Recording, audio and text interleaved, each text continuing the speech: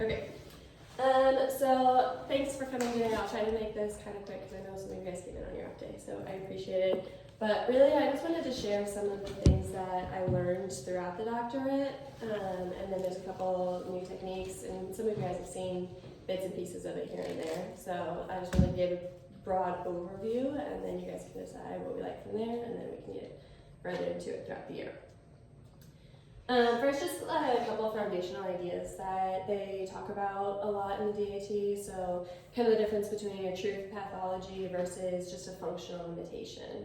When you have a damaged tissue versus damaged signaling. So, if somebody rolls their ankle, is it a sprained ankle every time? Is there actual true damage to the ligament? Or is it that there's a protective mechanism that kicks in place to try to protect that ankle joint, and that's what's causing some of their pain and limited motion?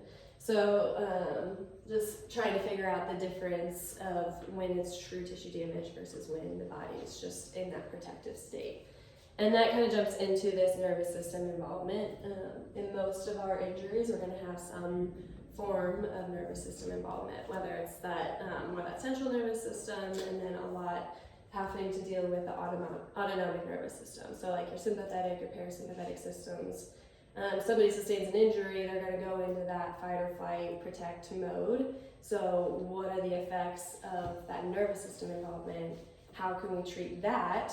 Or how can we use that to our advantage in trying to treat them? And then along with that kind of goes into that breath work. So we know that exhaling is going to activate more of that parasympathetic nervous system. So how can we incorporate that into our rehabs, into our core control, in order to use that to our advantage and hopefully get better results as we're going through what we're already doing anyways.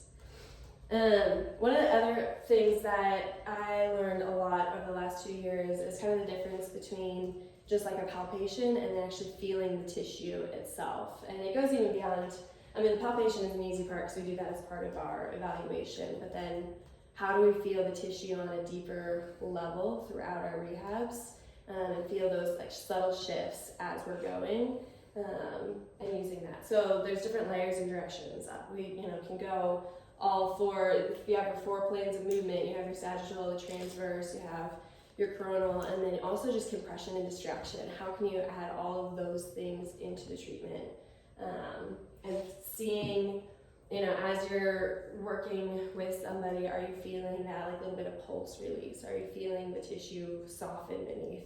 Are you feeling areas where it feels boggy or whatever else? And this is stuff that I think that we kind of learn to do a lot naturally. It's just taking it a step further of how do we harness that to our advantage as we're working with them. And then outcomes. This is the data part that nobody else probably likes, but I love. So I'll go through this kind of, maybe. Okay, well, it doesn't want to come anymore. Let's see here.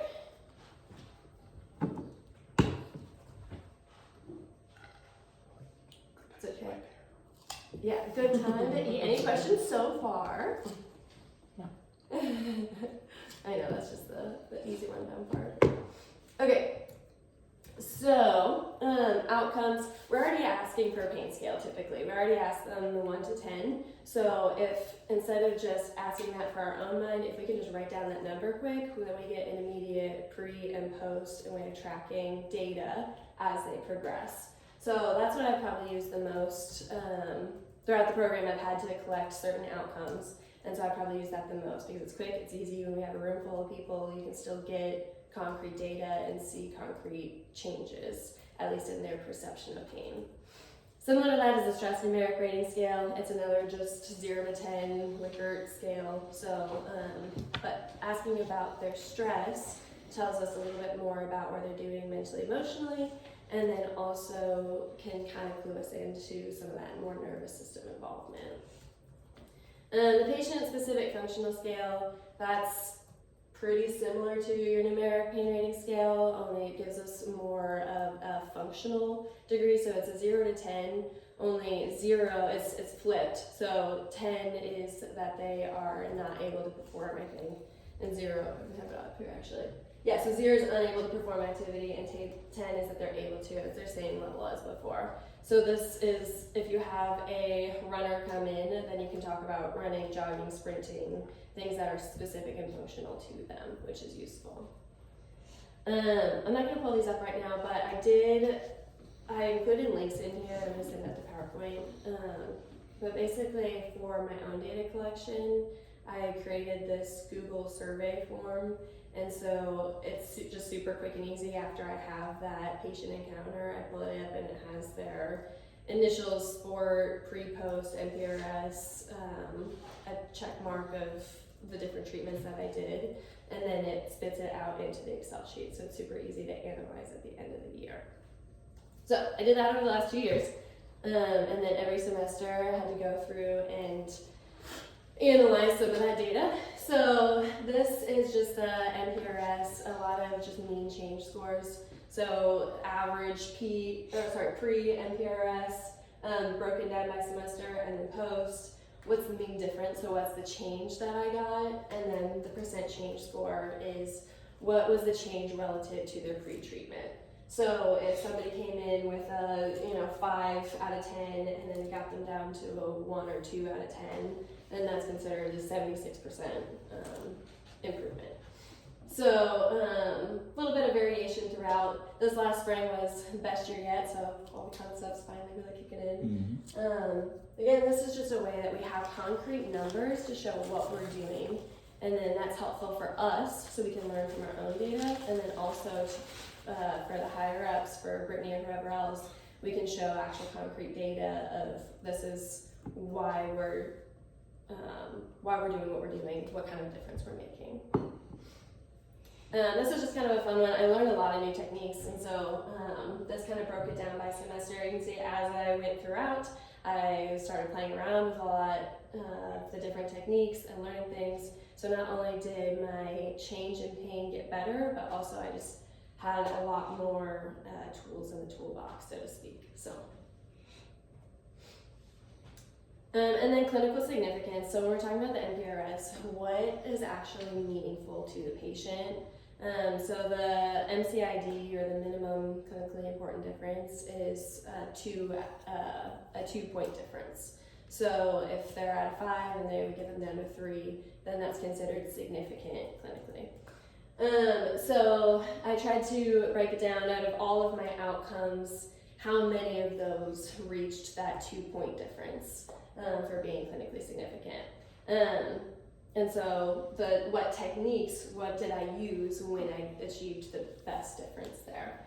So that was the myofascial mulligan in neurodynamics. However, I didn't have a super high sample size for a lot of these, so I tried to kind of account for it for power as well. So when I reran it with just the techniques where there's 10 plus outcomes included, then that was the mulligan, the PERT, and the PRT, which are 3 techniques that I'll give a quick intro on today.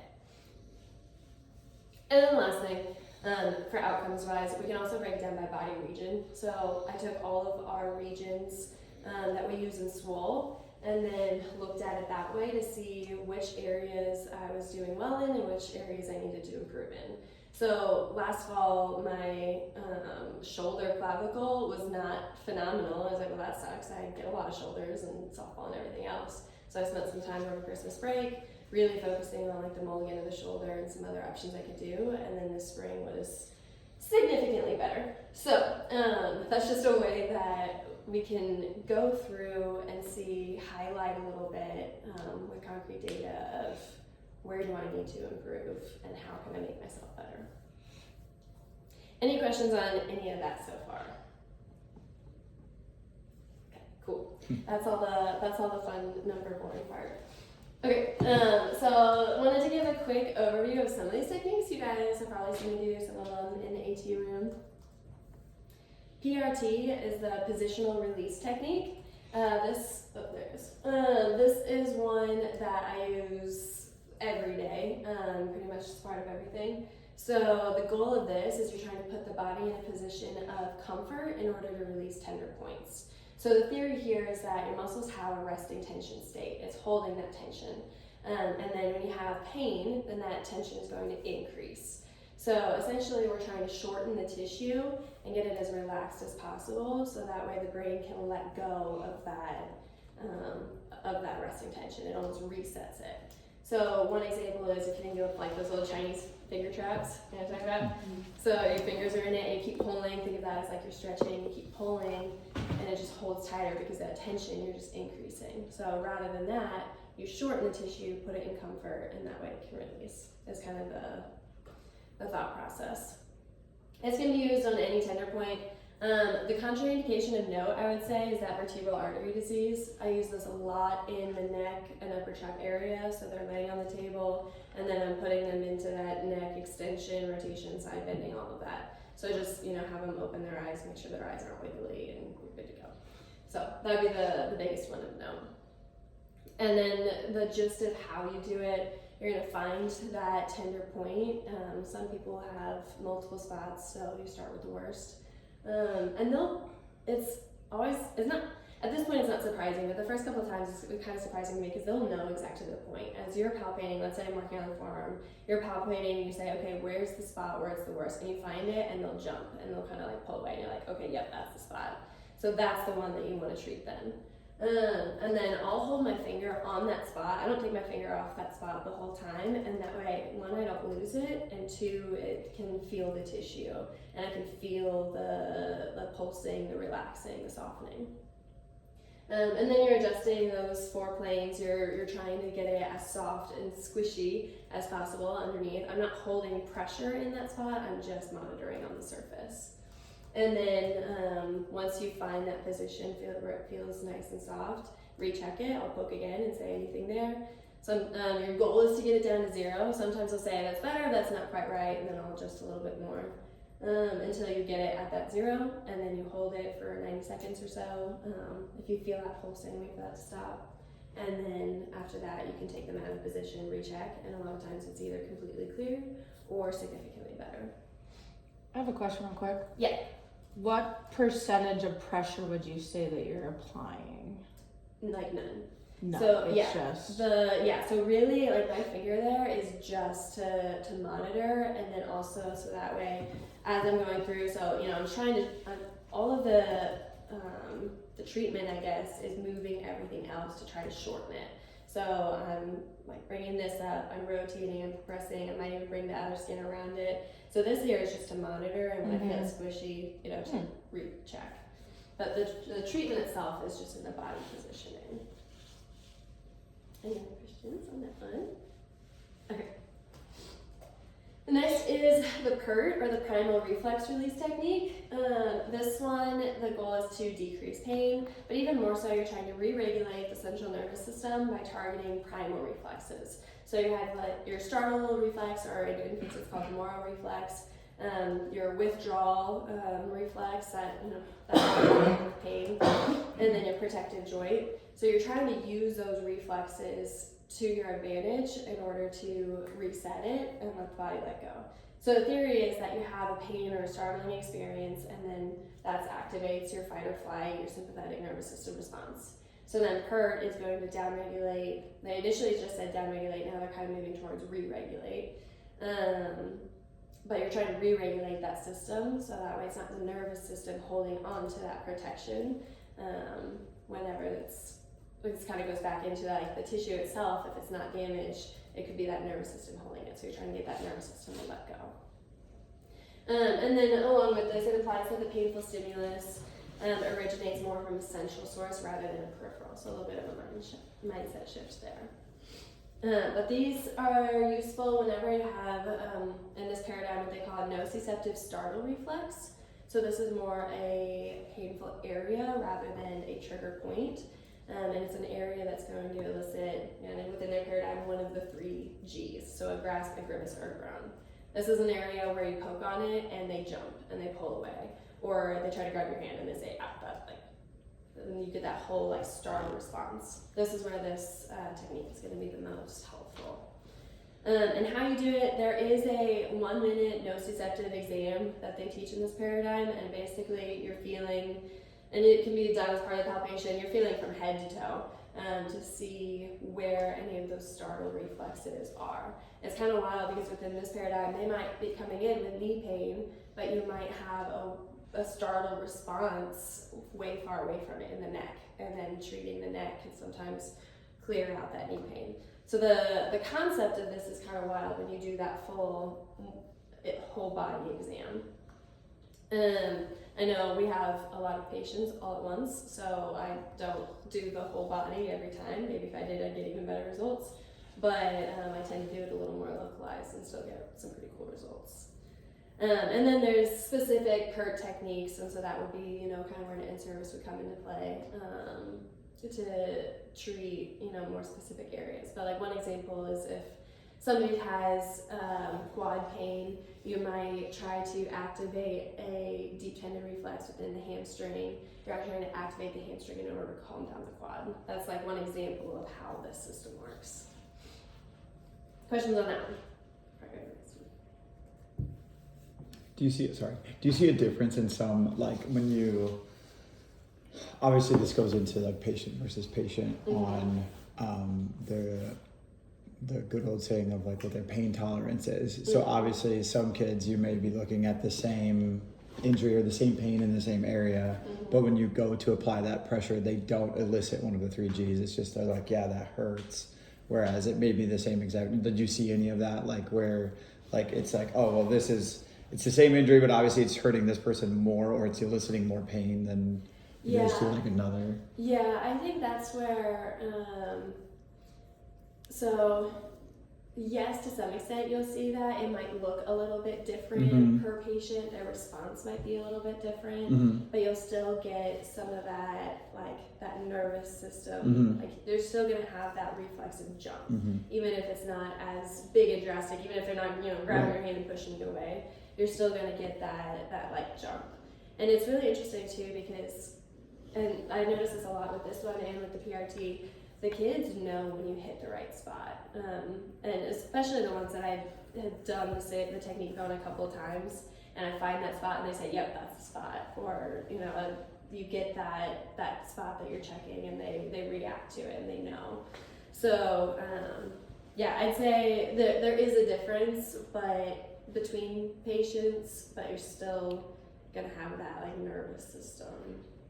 And a follow-up to that, I can't remember the whole slide that you had before, like based on how we broke it down between, where it broke it down between like our injury sections, whether it was lower extremity, upper extremity. Oh, yeah. Did you see like a higher prevalence in a certain body area when using that? Like were people more sensitive in the upper extremity? Were they more sensitive or was it kind of the same? I can't say that I really noticed anything. Yeah, I said, well, for the PERT specifically, there's like some very specific techniques that you're using, and so it's one that like I'll try to study the technique a little bit and then use. So like I have the binder and sometimes I'll pull out the binder, but I don't have time to do that every time when it's a room full of people. So I'd say that that's something that I'll pay attention to more as I have, more of the techniques down just at the drop of the hat. I'd say like out at hockey we have a lot of hips, so like there's specific hip leg ones that I would use more. I'm gonna talk a little bit about, I've been working with concussions with some of the primal reflexes, so I've got those down. But yeah, I'm still kind of in the learning phase, so I'll let you know as I learn. Is the struggle response a necessary finding in order to justify the technique? I'd say you can try it every time, because basically the idea of these techniques is they're quick and they're pain-free. So you can do these in a couple seconds, a minute, and if you get a response, great, that's phenomenal. If you don't, okay, we're trying something else anyways, and no time lost. So there's no reason not to try it. Any other questions? Okay. And then this is, I included just some of the, sorry if I'm, tell me if I'm stuffing in front of it too much and you guys can't see, but these are some articles that have used PERT specifically. So I wanted to include on there the patellofemoral pain. It was a study where they did the exam and they applied the PERT at the scalings and were able to resolve patellofemoral pain in 4 treatments. So that kind of gives an idea of, more of that global approach and how treating out away from the area can be pretty effective. And then I included just some other ones that we see a lot. The link on there takes you to a whole lot more, their website with a whole lot of other research articles as well. So these are just some that I wanted to include. Okay, and then there's RNS. This is reflexive neuromuscular stabilization. So the goal of this one, you're trying to restore that dynamic stability, proprioception, and motor control. So this one's really about restoring movement patterns. So your goal here is to stimulate the mechanoreceptors at that capsuloligamentus structure in order to get a motor response. And again, this is going to be more of that like reflex response. So it's kind of similar if you guys have heard like RNT, or the concept basically of, let's say somebody has knee valgus when they do a squat, so you put a band around their ankle so that way they have to push out into the band as they squat. That kind of went around for a little bit. Similar concept, but instead of having that sustained pressure, you're more of a quick impulse that they have to respond to and then do the movement. So you're trying to get them to do it unconsciously. That's the goal of using the reflex with it rather than just that, sustained pressure. Because then they know anytime that there's somebody's pushing on my leg, I'm going to push out, but that's not going to help them when they're out competing or doing their sport. You want it to be a reflexive, you want it to be that unconscious. So this can be used integrated with any of your rehabs or treatments.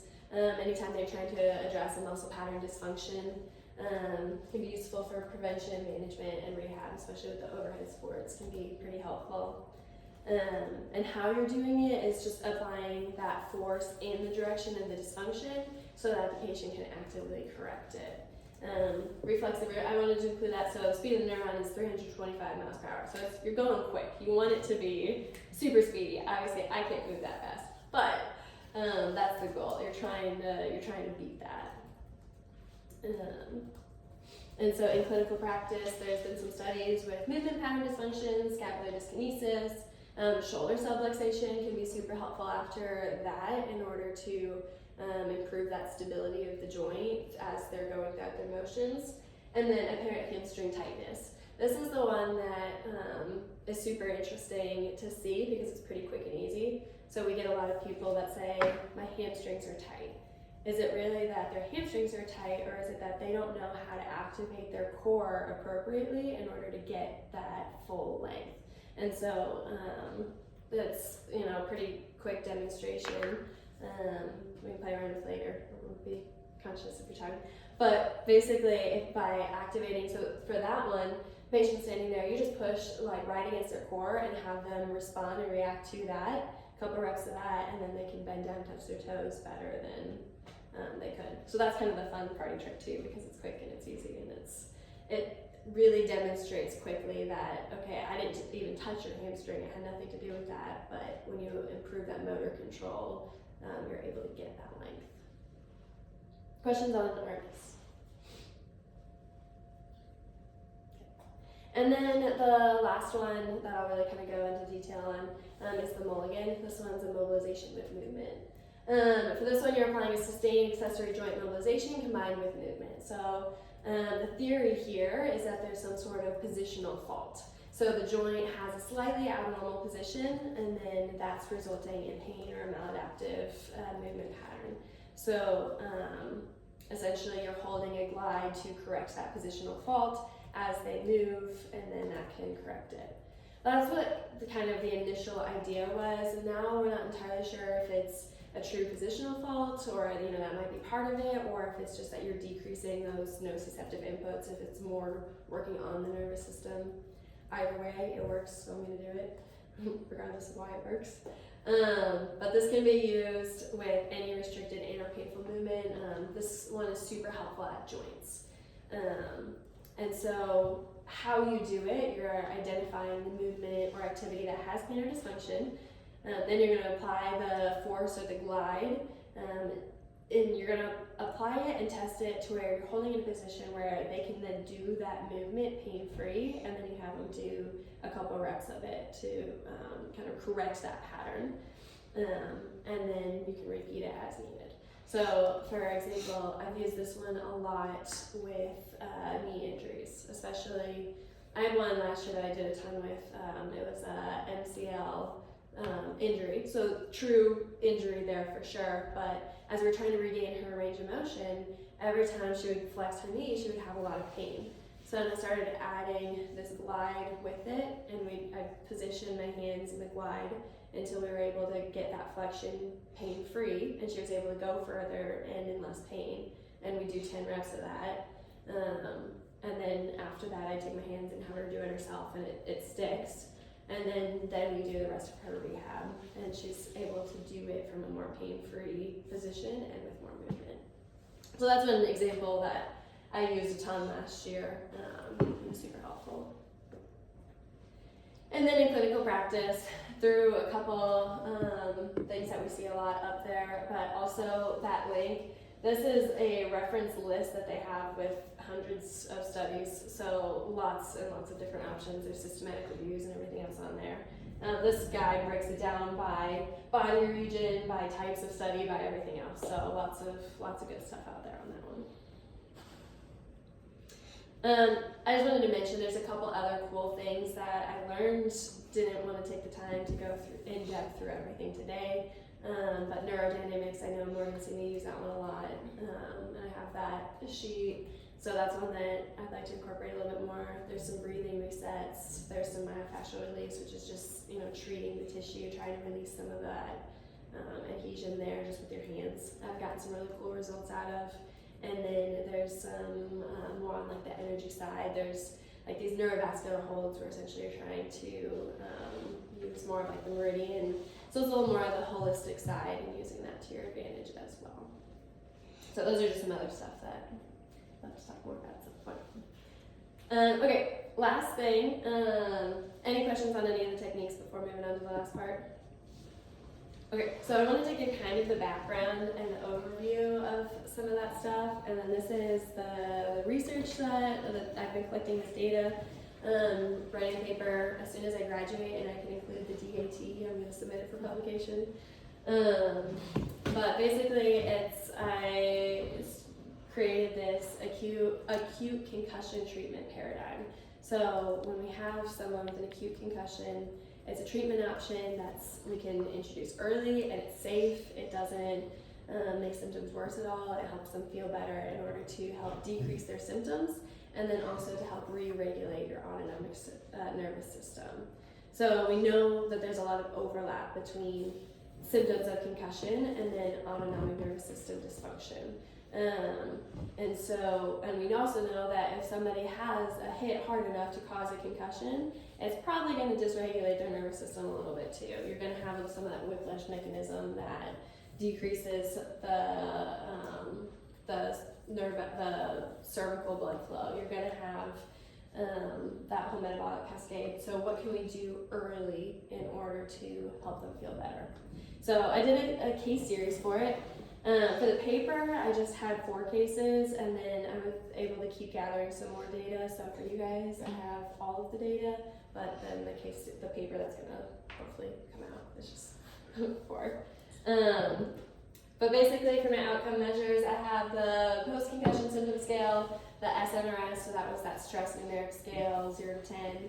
And then I used a app on my phone to gather some heart rate variability and heart rate data. The interventions, I used a couple of PERT techniques, more of the primal reflex releases. Included with that was a neurovascular hold, so the triple warmer point as I was holding the PERT position. And that's designed, so theoretically increases that cerebral blood flow. And then PRT is the positional release technique. There are several spots along the head, neck, upper traps, all of that. So I had this record form in order to gather all my data. First, I feel for any of those NSR points along the flexor pollicis brevis, the rectus capitis posterior minor, the hyoid, the TMJ, medial eyebrows, a spot form, and then dural drivers. So mostly around like the ligamentum nuchae. I look for any of those startle positions there. And then based off the findings, then I'd administer that technique. And then Morgan got to be my model for these. Thanks, Morgan. So this just shows you kind of what those techniques look like. So as you see, she's lying, supine there the whole time. Safe, easy. They're lying there, getting a reflexive response. Was it pretty comfortable, Morgan? Yes. And then, and it's pretty quick and easy and everything else. So, those were, that just kind of gives you an outline. Yeah, we can do happy to talk more about this with you guys. But the results. So I gathered, I would have them fill out that post-concussion symptom scale before and after treatment. So I had a 17% decrease mean across all the cases in the number of treatments and a 25% decrease in their overall symptom score. So immediate effects here. Everything in red is where the symptoms decreased. So I think one of the kind of crazier cases, I want to point out case one, they came in with, a symptom score of 29, 9 total symptoms, knocked it down to 6 and 3. I will say on the follow-up, when she came in the next day, there was an increase, and she had an upper respiratory infection. So she was like, I don't know which of these symptoms are from this and which is from that, but she did take some cold medicine, and then that night she was feeling a lot better, and the next day all of her symptoms were gone. So I did want to note that. So it looks a little funky in the data, but everything else, pretty immediate decreases immediately after, and then they either maintained or continued to decrease the next day, which was super exciting to see. And then as far as, these are the 4 cases that I included in my study, except for the 4th case where I couldn't get the app to work. It wasn't loading to get the heart rate variability data. I thought it was super interesting that the heart rate variability decreased the same in all of the 3. Again, small sample size, but it was the exact same decrease in all of them, which I thought was kind of interesting. Heart rate, a little bit of a jump. You're gonna get, there's some outside factors there. You're in an AT room, it's busy, people come in, so that might not be the most reliable. But overall, stress decreased, heart rate variability changed, some sort of effect on heart rate. So there's potential for some of that parasympathetic nervous system activation. So the implications of this, if we can help improve their symptoms as they're recovering, it helps them feel better. There's still college kids that are trying to, get their homework done when they can, and live life normally, as normally as they can. So helping them feel better as they're recovering is huge.